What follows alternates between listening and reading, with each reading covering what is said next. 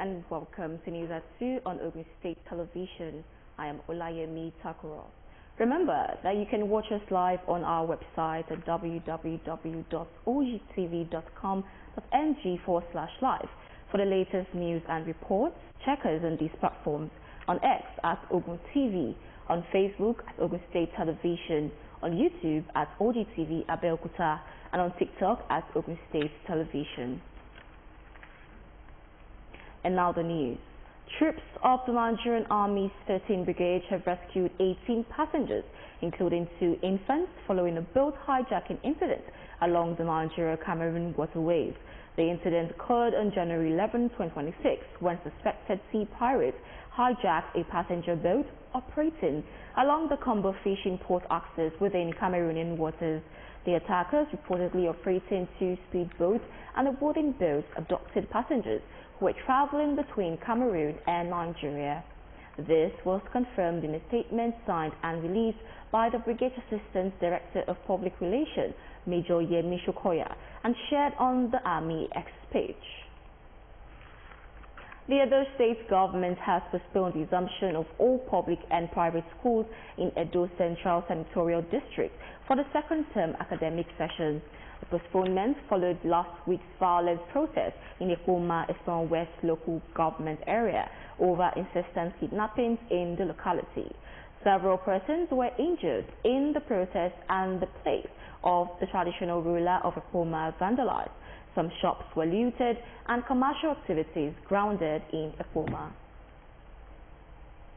Ensuring lasting solutions to issues threatening Nigeria's unity and peaceful coexistence remains the surest way to honor the supreme sacrifice of the nation's fallen heroes. Ogun State Governor Prince Dapo Abiodun makes this known at the 2026 Armed Forces Remembrance Day church service held at St. Peter's Cathedral, Ake, Abeokuta. Matthew Showomi has more details.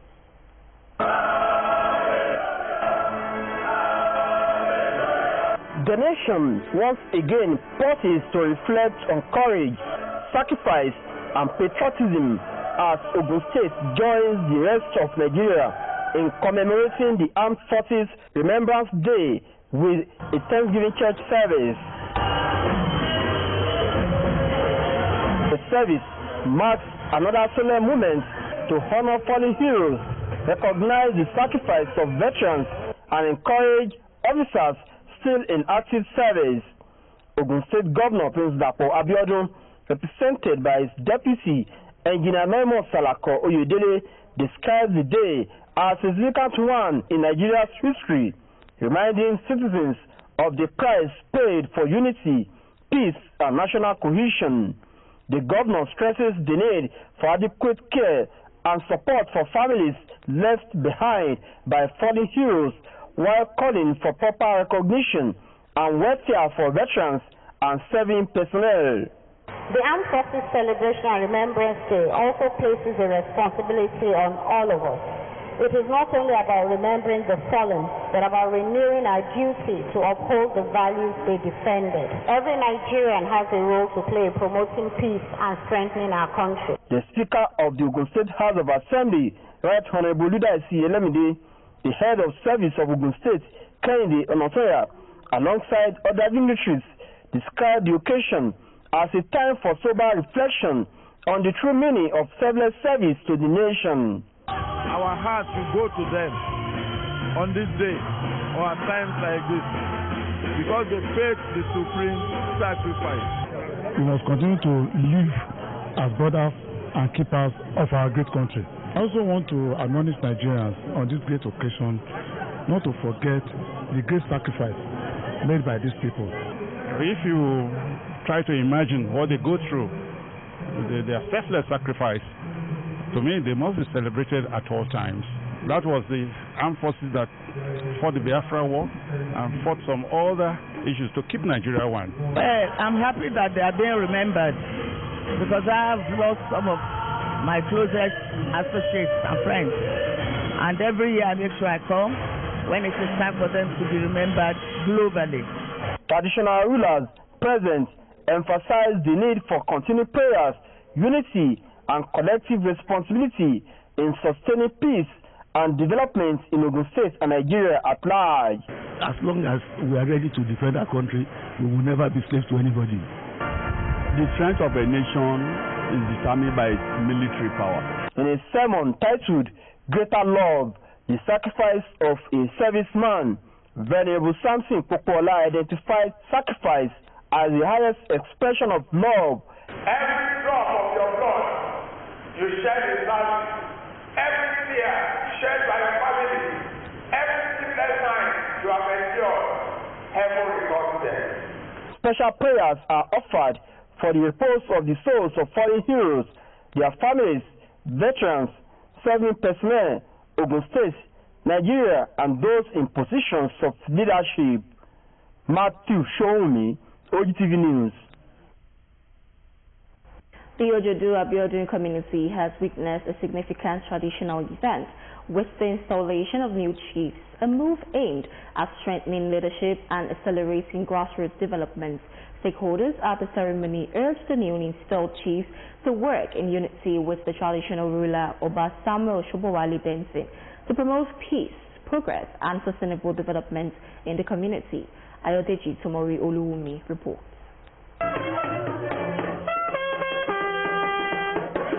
It is an atmosphere of excitement and cultural splendor in Ojodu Abiodun as newly appointed chiefs were formally installed to serve the community in various capacities. The Olojodu of Ojodu, Oba Samuel Shobowale Benson, explains that the appointments are based on the integrity, antecedents, and contributions of the chiefs to the growth and development of the town. Gave them the title there, and I told them that you have to come to Nigeria and do the Wuyo ceremony.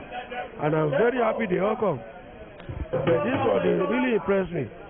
They are my club member at Chicago, the new club of Chicago. Royal fathers and invited dignitaries at the occasion described the installation as a call to service, charging the new chiefs to work closely with the monarch in advancing development initiatives across Ojodu Abiodun. As a chief, you are a respected somebody in the society, even throughout the world. Provided you hear that you are a chief in Ojodu land. My advice for them is they should remember where they stay the chieftaincy. They should come back home. They come and establish in Nigeria. The people in Ojodu who definitely feel their presence here. These are people who are giving people, who knows what the community really needs. In separate remarks, the newly installed chiefs pledged their loyalty and commitment to the throne, promising to collaborate with Oba Shobowale Benson to attract meaningful projects that will improve the welfare of the people. Every community is my community. And Ojodu has his role that the Kabisi make us one of his chiefs, and we new chiefs now, we are going to help the community. I promise you that. I intend to use it for the development of Ojodu Kingdom and Nigeria in general. I want to be part of progress in Ojodu Kingdom. The ceremony later moved to a reception where guests are entertained with music and cultural displays, marking the celebration of tradition and unity in the community. Ayodeji Tomori Oluwumi, OGTV News. Youth empowerment remains a key focus of the Prince Dapo Abiodun-led administration in Ogun State, with deliberate investments in education support, vocational training, entrepreneurship development, and infrastructure expansion aimed at job creation and inclusive growth. This commitment is reaffirmed as an empowerment program organized by the All Progressives Congress Youth Wing in Ijebu North Local Government Area. The Secretary to Ogun State Government, Mr. Tokunbo Talabi, made this known at the event held at the local government secretariat in Ijebu. Youth from the 11th ward of Ijebu North Local Government Area conversed on the Council Secretariat Hall for the Empowerment Program organized by the APC Youth Wing in the area. In a welcome address, the Ijebu North APC Youth Leader, Ms. Ramota Rabiu, charges young people across Ogun State to continue supporting the Prince Dapper Abiodun-led administration in advancing development in the state.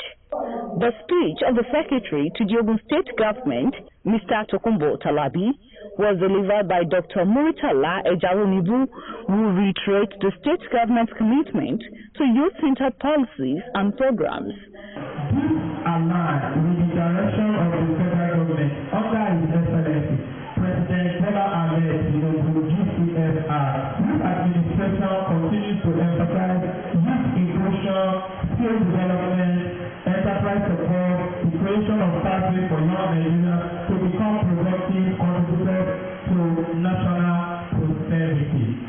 It is complements the ongoing commitment of our dear governor, His Excellency Prince Dapper Abiodun CON. Political leaders at the event described the empowerment initiative as timely and commendable, noting that it aligns with the development programs of government at the local, state, and federal levels. I must say that it's commendable, and we are so appreciative of it for the innovations and the gesture that the youth can come together within themselves to give back to themselves.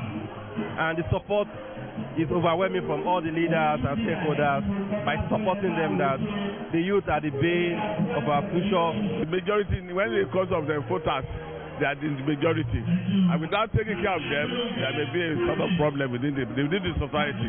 We need to take care of the youth so that there won't be problem. We need to empower them so that they won't be able to do all sorts of bad habits. They won't be involved in all those bad habits.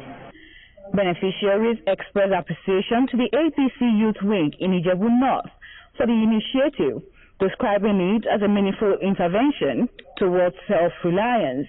My appreciation goes to our amiable governor, His Excellency Prince Dapper Abiodun. We appreciate him. We know he's man of everybody. Continue to bless them and continue to strengthen them in Ijebu North and Ogun State, Surat Federal. God will continue blessing them. As far as they are empowered the youth, more and more into their elbow in Jesus' name.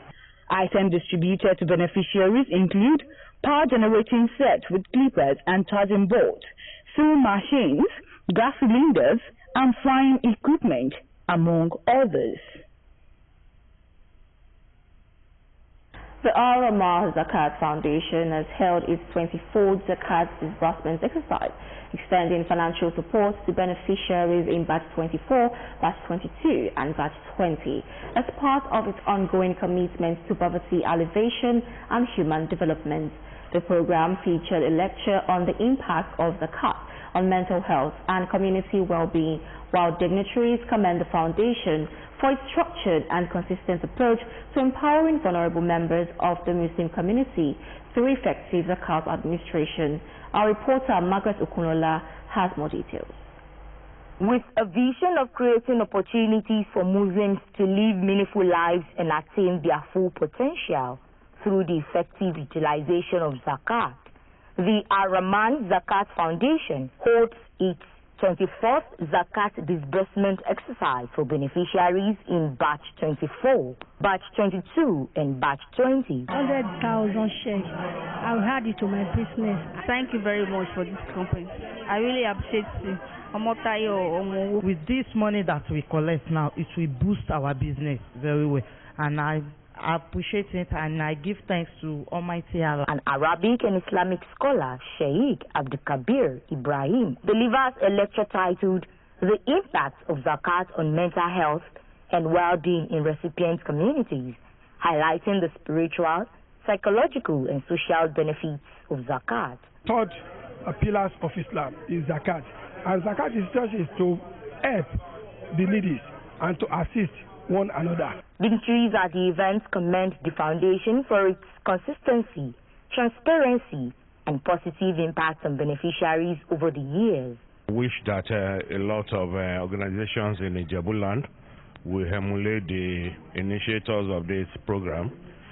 It's going to go a long way to benefit the women and the traders. The amount of money they are given will go a long way in assisting them. But the foundation also put in place a scheme to train them informally how to manage money. People are so happy, and it's a means of uplifting their businesses.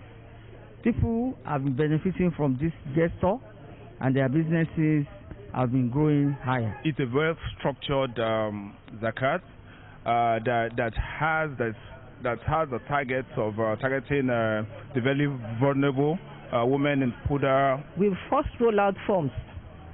We'll visit them to know exactly what they are doing. So we ask them the need for that money.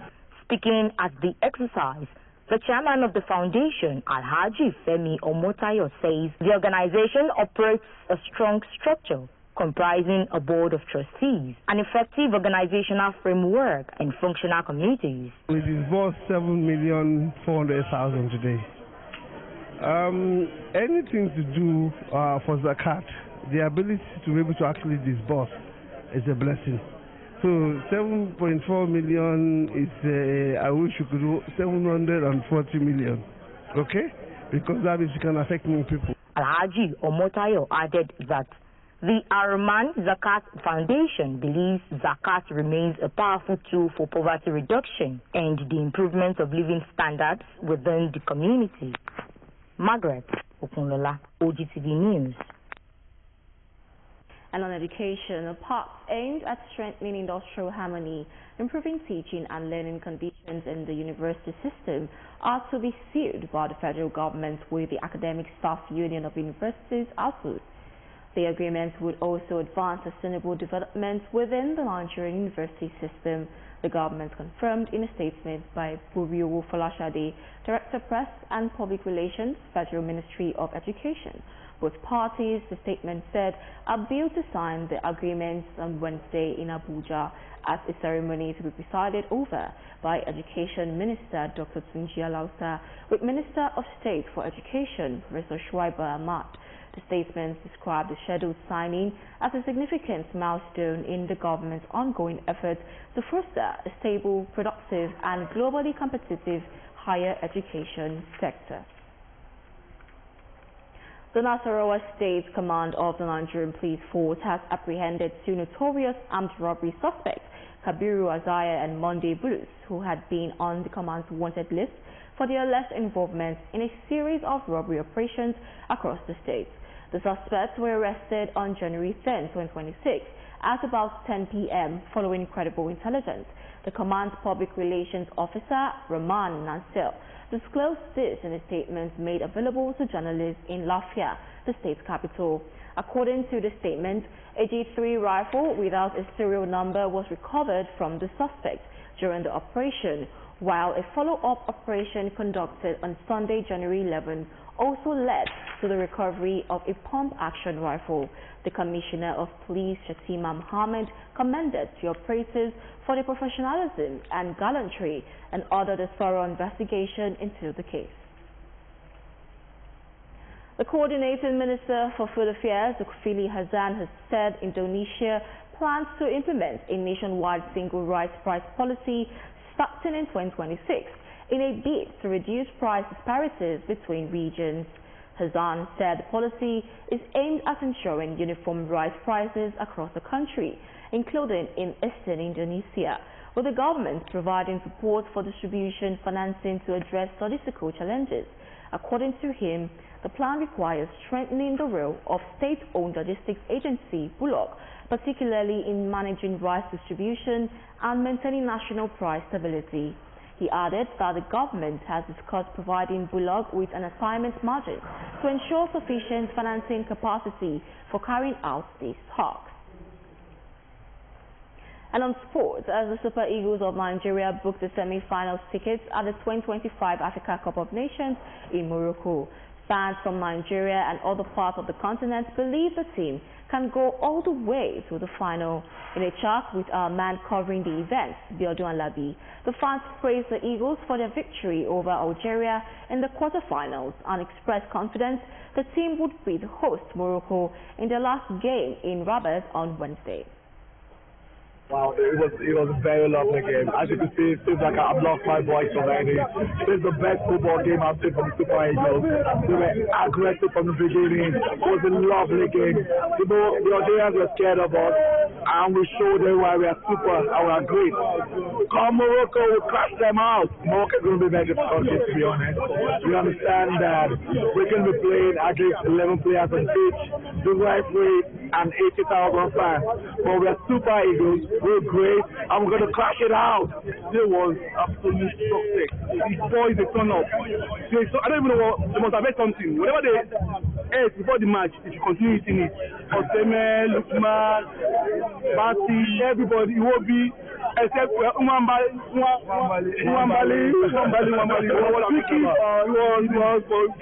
Morocco, they know already. All we need to do is score 3 goals, but maybe we'll give them 2 goals. Yeah. So we don't need to score 3 goals and we are fine. Are you so confident the Eagles will pick this trophy? I think they will. They are the best team. They are the best team, even not the best team. They are the best team in the tournament. Ecstatic. I mean, from beginning to the end, we didn't give them the room to play the ball they could play. And it was in the first 20 minutes, with the way we played and we dominated the game, I was very confident that we were going to win. It was just a matter of time for us to get the first goal. At the moment we finished the first goal, the rest was just cruising. Well, I watched them against Cameroon, and I was quite disappointed in the referee performance. I thought there was a lot of advantage granted to Morocco. So I actually had that fear at the back of my mind. But I mean, who knows?